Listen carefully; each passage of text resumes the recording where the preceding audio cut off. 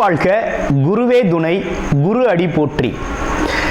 ஸ்ரீ பாலசுப்பிரமணியர் அருளால் ஆன்மீக அன்பர்கள், ஜோதிட அன்பர்கள், நேயர்கள் அனைவருக்கும் அன்பான வணக்கங்கள்.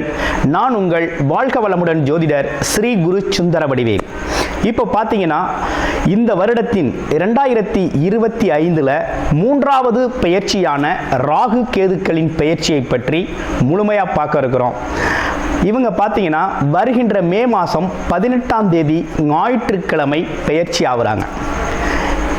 மீன ராசியிலிருந்து கும்ப ராசிக்கு ராகு பகவானும், அதே நேரத்தில் கன்னி ராசியில் இருக்கக்கூடிய கேது பகவான் சிம்ம ராசிக்கும் பெயர்ச்சி ஆகுறாங்க.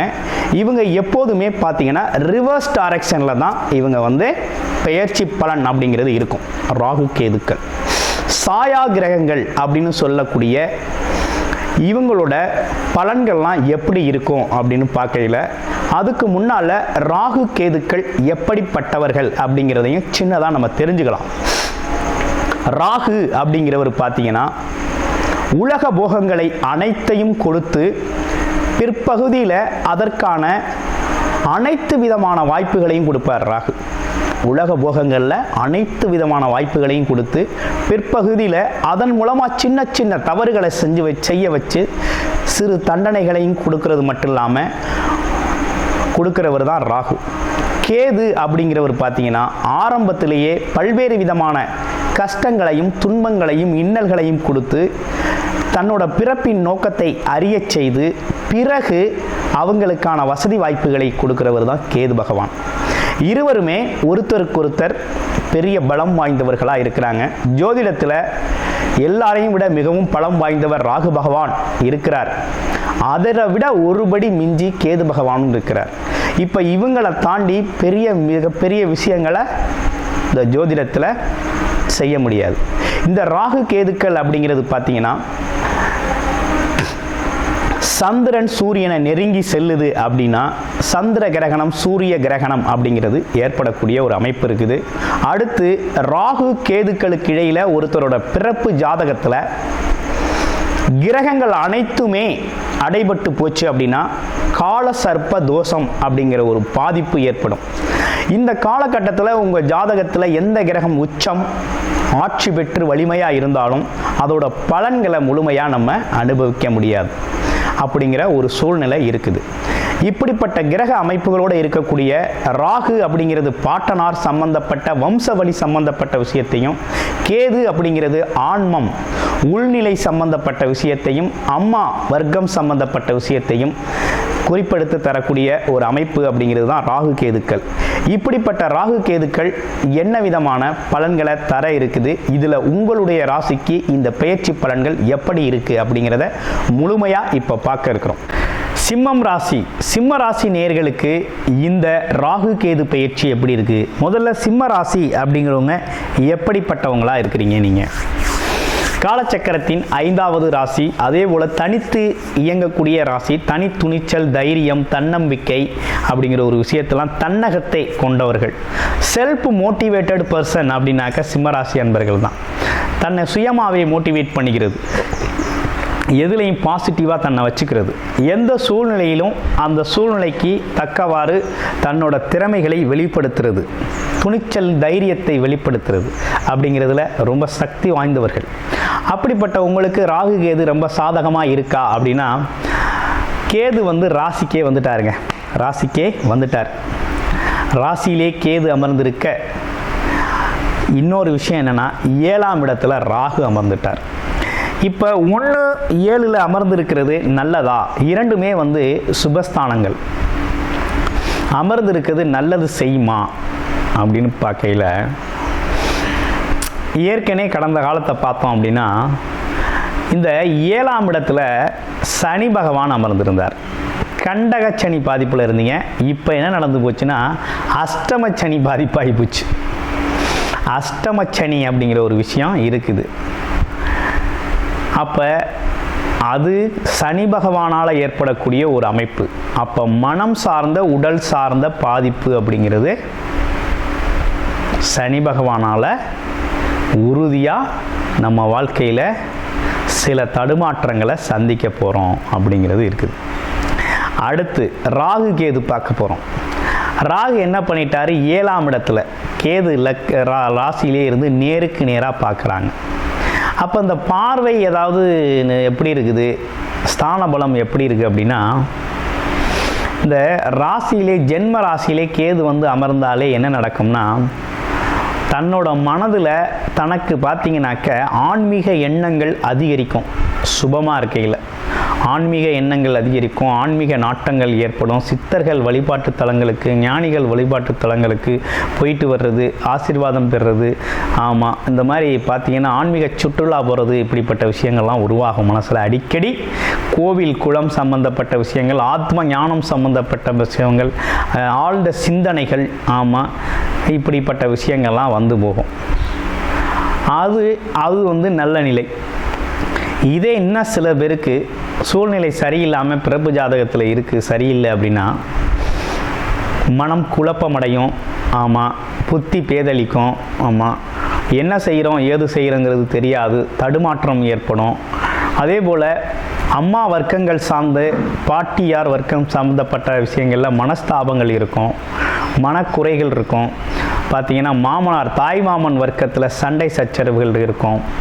அதே போல் பார்த்திங்கன்னா கொஞ்சம் உடல் ஆரோக்கியம் அப்படின்னு பார்த்தோம்னா, உடல் ஆரோக்கியத்தில் கண்ணு காது மூக்கு தொண்டை சம்மந்தப்பட்ட பிரச்சனைகள் வந்து போகும். இப்படிப்பட்ட விஷயங்கள்லாம் நடக்கக்கூடிய ஒரு அமைப்பு அப்படிங்கிறது உருவாகிருக்கு. அப்போ ஜென்மத்தில் கேது இருக்கிறது நல்லதா அப்படின்னா, ஆன்மீகத்தை அறமாக கையில் எடுத்துக்கணும். அப்படின்னா என்னென்னா, இறை தொடர்பில் இருந்தீங்க அப்படின்னா ஜென்மம் கேது அப்படிங்கிறது பெரும்பாலும் பெரிய பாதிப்பை கொடுக்கிறாரு. ஆத்ம ஞானத்தையும் அறிவு ஞானத்தையும் கொடுக்கும். பொருளாதாரத்துக்கும் இவருக்கும் சம்பந்தம் இல்லை. இவர் உள்நிலையில் தான் நமக்கு வேலை செய்வார். மன இறுக்கத்தை, உடல் இறுக்கத்தை கொஞ்சம் சரி செஞ்சுக்கிறதுக்கு ரிலாக்ஸேஷன், அப்போ என்னென்னா யோகா மெடிடேஷன் போன்ற விஷயங்களில் தன்னை ஈடுபடுத்திக்கிறது அப்படிங்கிறது ரொம்ப ரொம்ப முக்கியம். சிம்மராசி அன்பர்கள். அப்படியே ராகு பகவானுக்கு வருவோம். ராகு போகக்காரகர், கொடுத்து கெடுப்பவர், 7ஆம் இடத்துல போய் அமர்ந்துட்டார். அவர் ஸ்தானபலம் பெற்றது எந்த இடம் அப்படின்னு பார்த்தோம்னா, மனைவி களத்திர ஸ்தானம், அதே நேரத்தில் கூட்டு தொழில்கள் ஸ்தானம், அது மட்டும் இல்லாமல் நண்பர்களோட அமைப்புகள் உள்ள ஸ்தானம், போட்டியாளர்களை சந்திக்கக்கூடிய ஸ்தானம், அப்படிப்பட்ட இடத்துல போய் அமர்ந்துட்டார். இதில் ஒரே ஒரு விஷயத்தில் நீங்கள் ஜெயிக்கலாம், போட்டியாளர்களை ஜெயிக்கலாம். ஏன்னா ராகுவோட வலிமையானவர் யாரும் இல்லை. எல்லா கிரகத்தையும் விட கூடுதல் வலிமை ராகுக்கு இருக்குது, அதை விட கூடுதல் வலிமை கேதுக்கு இருக்குது. அப்போ ராகுவோட வலிமை போட்டி பந்தயங்களில் சூப்பராக ஜெயிக்கலாம். போட்டியாளர்களை வெற்றி கொள்ளக்கூடிய ஒரு அமைப்பு அப்படிங்கிறது ரொம்ப நல்லா இருக்குது.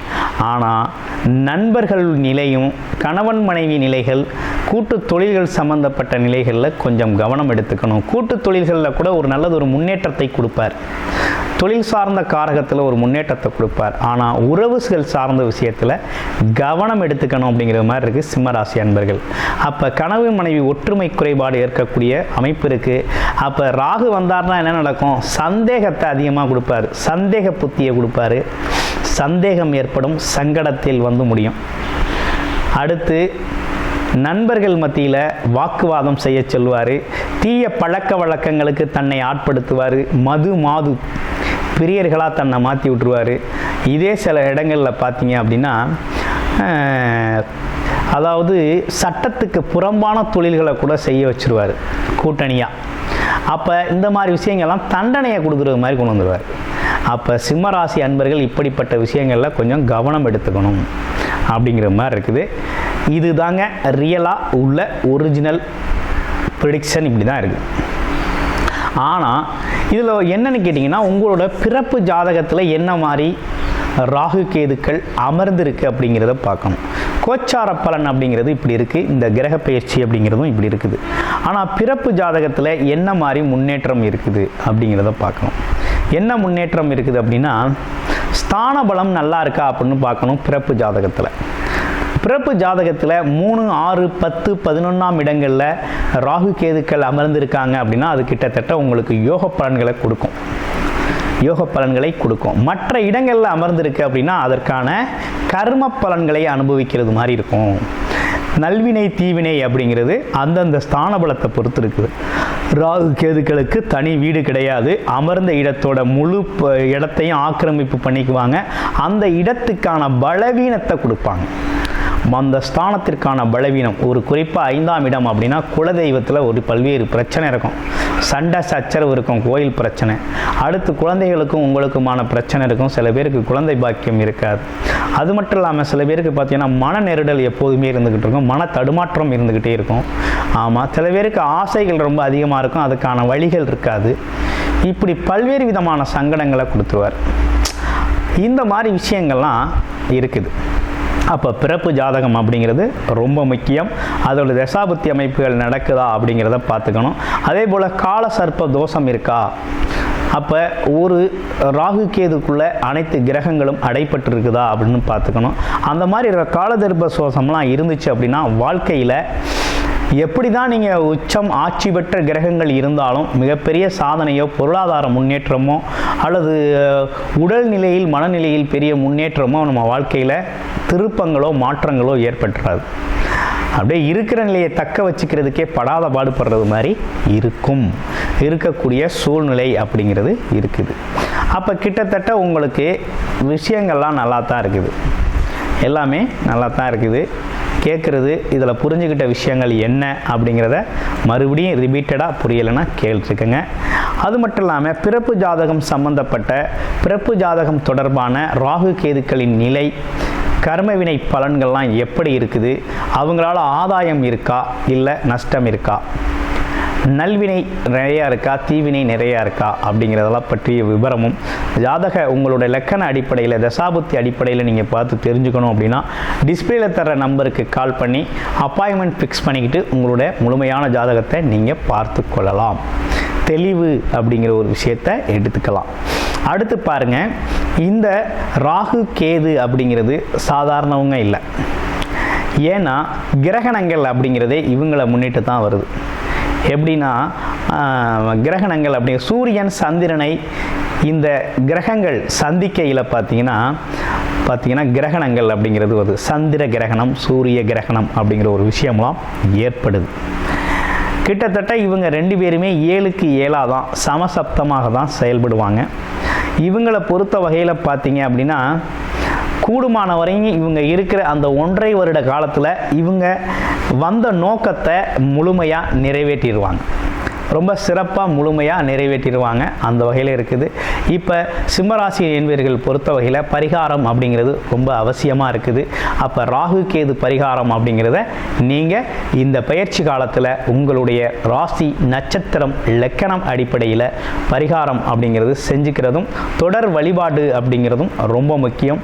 வெள்ளிக்கிழமையில் துர்க்கையம்மன் வழிபாடும், திங்கட்கிழமைகளில் விநாயகர் வழிபாடும், ஆஞ்சநேயர் வழிபாடு அப்படிங்கிறது சனிக்கிழமைகளும் தொடர்ச்சியாக செஞ்சுக்கிட்டு வாங்க. உங்களுக்கான சிரமங்களும் தொல்லைகளும் உங்களை விட்டு படிப்படியாக அகலுவதை இருக்கும். அது மட்டும் இல்லாமல் கூடுமான வரை பார்த்தீங்க அப்படின்னா ஆன்மீக பயணத்தில் கொஞ்சம் மனதை ஈடுபடுத்துங்க. மனம் ஆரோக்கியமடையும், அதனால் உடலும் ஆரோக்கியமடையும், உணர்வுகள் மாறும். அதனால் வெளியில் இருக்க சூழ்நிலைகளில் நல்லதொரு மாற்றத்தை நீங்கள் எதிர்பார்க்கலாம். நன்றி, வணக்கம், வாழ்த்துக்கள்.